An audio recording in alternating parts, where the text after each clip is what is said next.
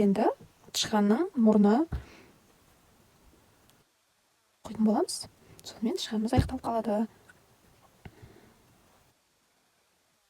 Сондай кез келген ақ түсті жіп, сұр және розовый түсті жіп керек болады. Байлансаңыздар да болады. Бізге бірінші осы мұрын бөлігін тоқитынбыз. Ол үшін кольцо амигуруми аламыз. Амигуру. Тілім келмей қалды.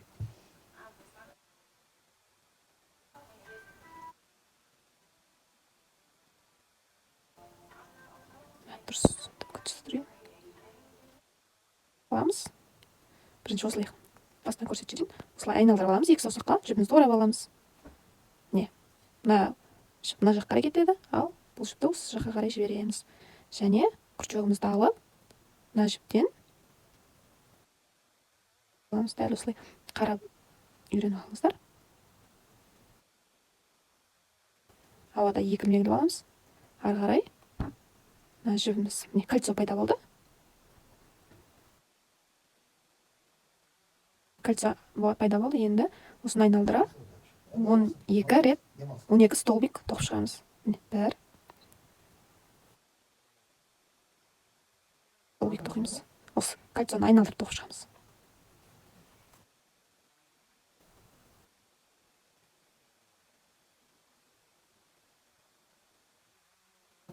Төрт.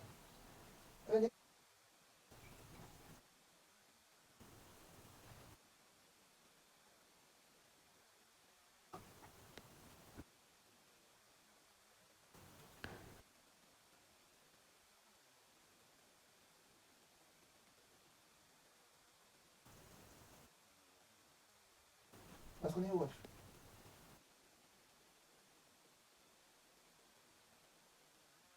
Сабан дайын ба? 9-шы. Дайын. 10-шы.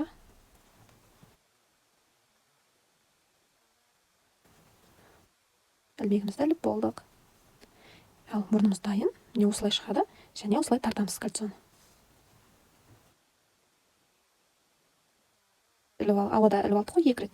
Сонымен соңғы тоққан столбик екеуін қосамыз. Осылай. Осылай қосып аламыз. Тағы да тартасыздар, қатты тартыңыздар.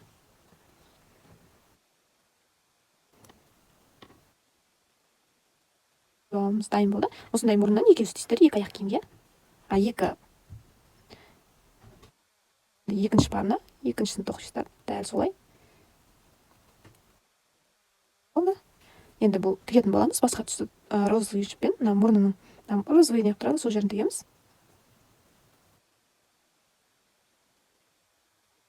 Білдіртпей қосып жібереміз. Сонда сөгіліп кетпейді. Қатты тартыласыздар, осы жіпті жақсылап байлайсыздар. Бұнда білдіртпей арасында қосып жіберіп үзгендеріңіз дұрыс. Сонда сөгіліп кетпейді.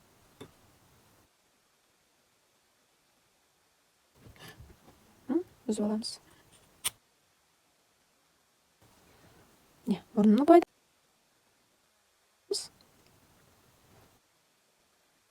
қазір боламыз. Бірінші осы розовый бөлігін тоқып аламыз. Алдыңғы бөлігі, артқы бөлігі осындай сұр болады. Ол үшін дәл жаңағыдай кольцо аламыз. Кольцо амигуруми. Тілім келмей қалады, мен сол үшін солай айтадым. Осылай қосып аламыз кольцоны. Мүмкін тағы да көрсетіп жіберемін. Осылай 2 саусаққа орап аламыз. Бұлай өткіземіз арасынан. Және мына осылай алып тоқимыз да, ары қарай жалғастырамыз тоқуды. Ауада 2 рет іліп аламыз. Сонымен ары қарай столбик без накида әдісімен тоқимыз. 3 ілмек аламыз. 1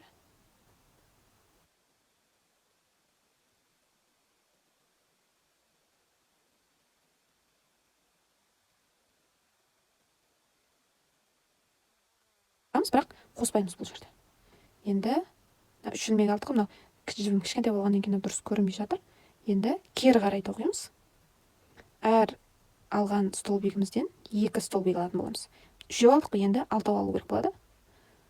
Әрқайсынан 2 аламыз.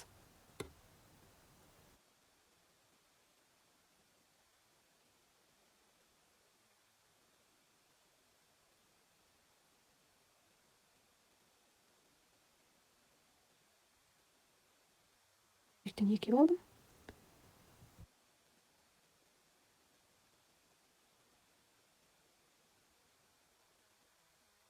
Осылай енді құлағының алдыңғы бөлігі аяқталды.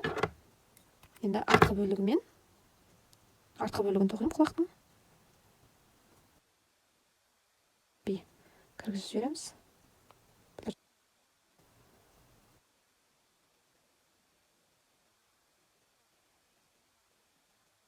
Оны кесіп жіберуіміз керек. Оны да арасында білдіртпей кіргізіп жібереміз. Şimdi үзіп аламыз.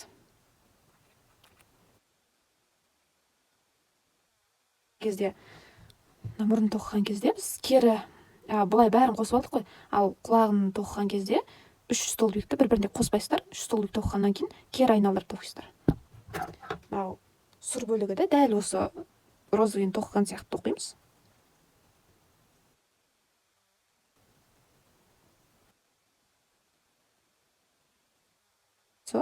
Ауада 2 рет ілеміз, тағы да 3 столбик без накида.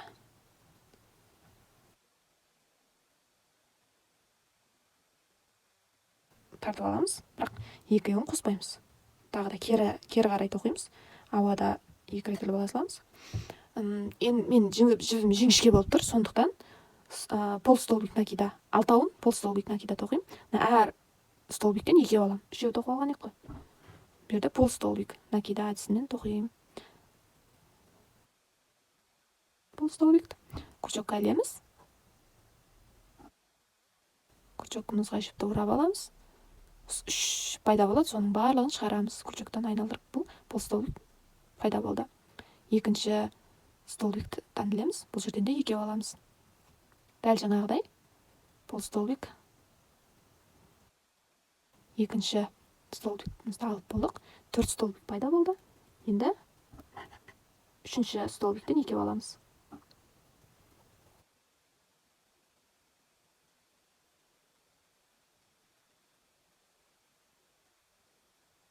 Дайын болды. Енді екеуін қосып аламыз.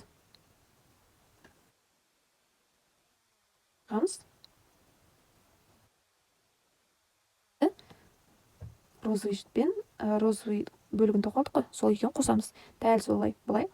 Неден қосып аласыздар? Столбиктен, өрімнен кіргізіп аласыздар. Ары қарай тоқып жалғастырамыз. Бұл жерде столбик без накида әдісі арқылы қосамыз.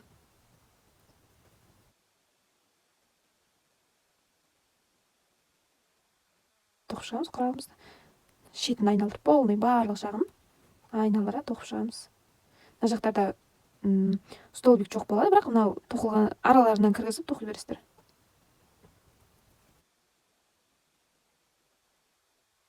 Болады, сонда кедергі келтірмейді.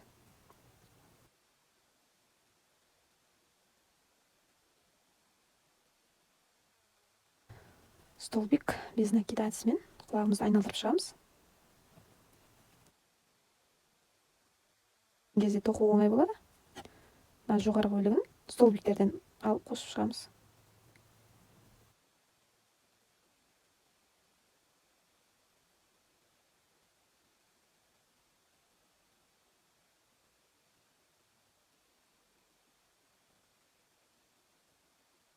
Кесіп алсаңыздар болады, немесе ішіне кіргізіп жіберіп білдіртпей тоқып жіберсеңіздер де болады.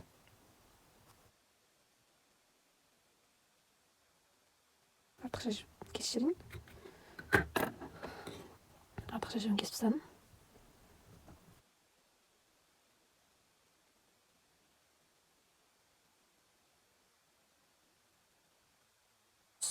Пайда болды. Артқы бөлігі сұр болып тұр, алдыңғы бөлігі розовый. Дәл тышқанның құлағы сияқты әдемі шығады.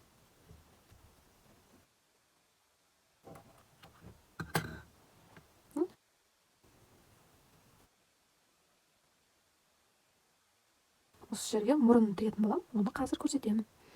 Мұрнымызды тігу үшін бізге осындай розовый жіпті инеден өткізіп аламыз. Енді тігеміз. Дәл осы жерінен алып аламыз, жіпті кіргіземіз. Бұны тігіп шығамыз.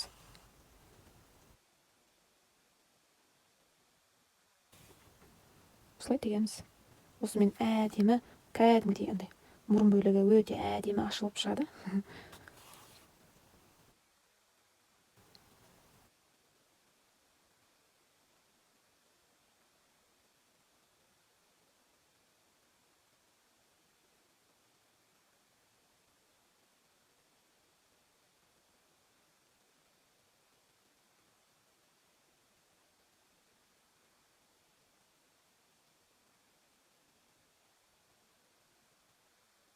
тағы да үстінен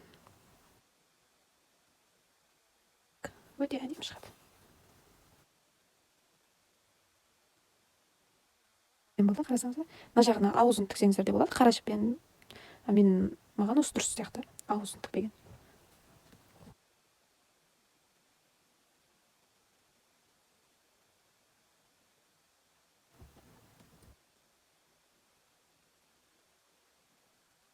Өте әдемі шықты, иә? Дәл осылай тігіп аласыздар.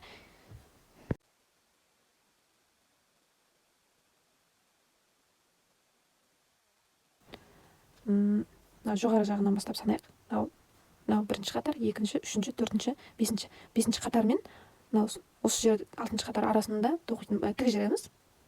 Қай жерге дұрыс өздеріңіз өлшеп аласыздар. Мен осылай алдым. Енді дәл осыған қарама қарсы жағына тігетін боламын. Осы жерге тігемін. Өзіңіз. Екінші құлағын. Инеге сұр жіпті өткізіп алдым. Сонымен тігіп жатырмын.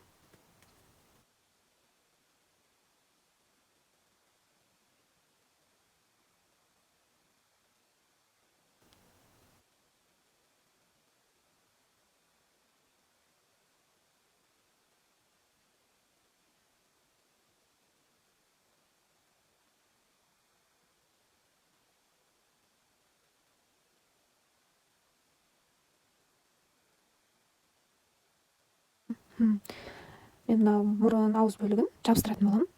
Осылай жабыстырып қоямын. Ыстық клеймен жабыстырамын. Көзін қазір көрсететін боламын, көз бөлігін. Көзін қара жіппен тігетін боламын. Осындай қара жіпті инеден өткізіп алдым. Десеңіздер де болады, бірақ маған осылай тіккен дұрыс сияқты. Сонда әдемі. Осылай өткізіп аламыз. Дұрыс өткізбедім атым. Құлақпен шамалап, көзін осы жерден тігетін боламын. Көзінен кейінгі қатар. Көзінен кейінгі столбикпен, бірінші столбик болса, екінші столбик, осы екеуінің ортасында тігетін боламын.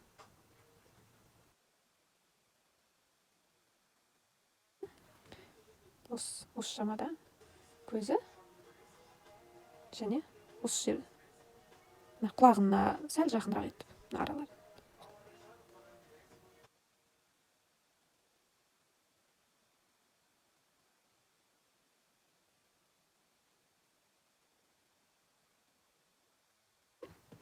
Өздеріңізге қалай ыңғайлы солай істесеңіздер болады. Осылай мынаны жабыстыратын боламын. Осымен тышқанымыз дайын. Тышқанның әдемі шықты. Болды. Осылай тоқып берсеңіздер болады. Мен жабыстыратын боламын ыстық клеймен. Аузым дайын болды.